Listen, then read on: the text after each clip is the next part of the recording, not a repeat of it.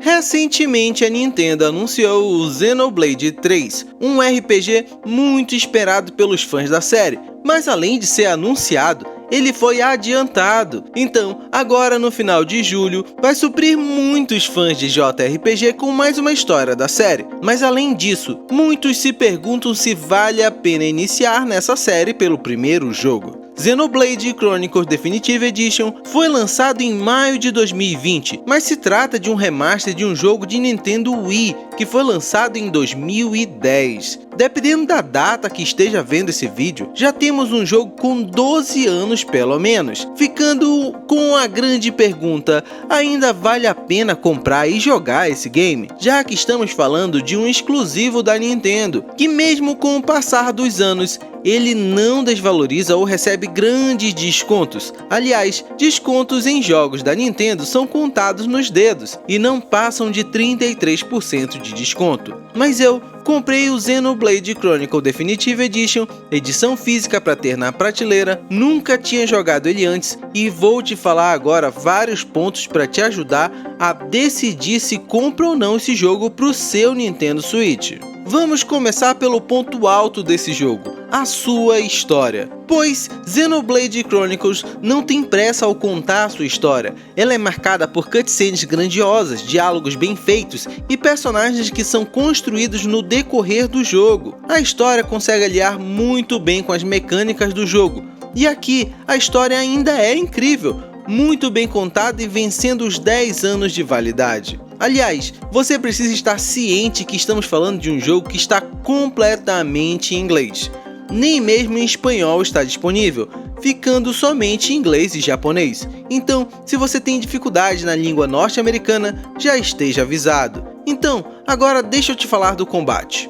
O jogo começa te mostrando tutoriais de combate bem detalhados, com observações fáceis e nada oculto, onde seu personagem ataca automaticamente após você decidir iniciar o combate, e seus aliados seguem atacando de igual forma, ficando ao seu cargo se posicionar estrategicamente para obter vantagens ou prevenir que o inimigo tenha vantagem sobre você, num sistema simples no começo, mas que com a variedade e novos artes, que são os ataques especiais, você vai tendo lutas cada vez mais complexas. O combate do jogo pode não ser inovador para nós que estamos jogando ele hoje, comparado com os jogos de RPG com ação em tempo real que temos, como Final Fantasy XV e Persona 5. Mas mesmo assim, temos um combate que começa fácil para quem vai começar a série agora e se torna complexo, exigindo a sua atenção no uso das artes, que não consome uma barra de mana, mas que, se usadas no tempo ou posicionamento errado,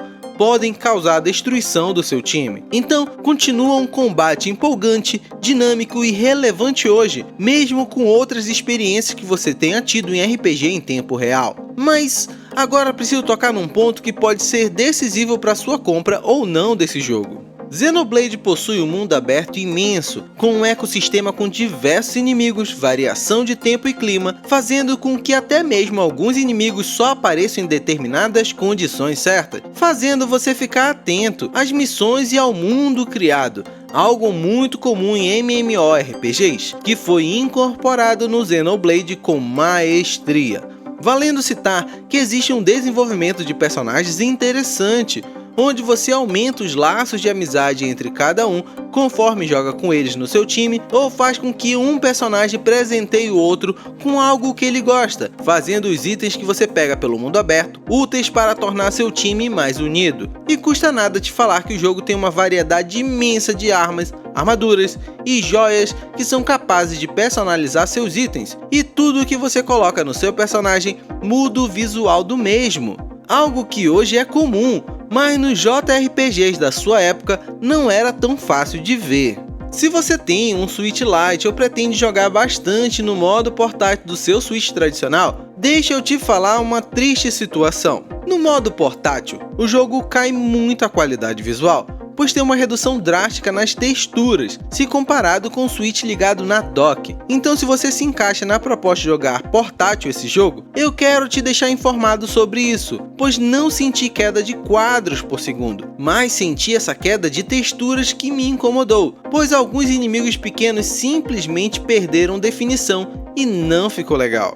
Se você superou o fato de não jogar com boa resolução no modo portátil, eu preciso te falar que o som desse jogo é incrível. Uma trilha sonora orquestrada marcante. Temos muitas missões, tanto principais quanto secundárias, que dão cerca de 52 horas de jogo para quem deseja terminar a história principal, 79 horas para quem deseja a história e os extras, e 133 horas de jogo se você for aquele que deseja fazer tudo do jogo. Então, se você curte JRPG em tempo real, você leva um custo-benefício impressionante.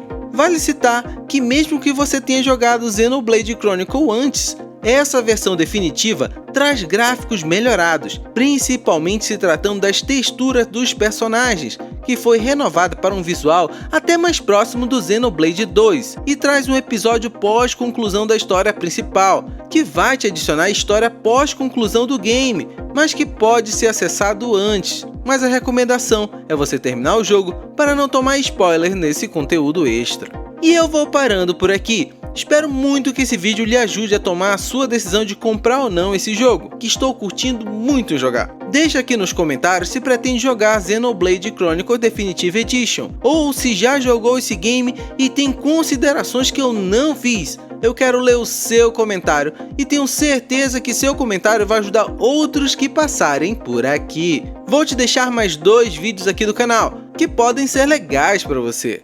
Abração e até mais!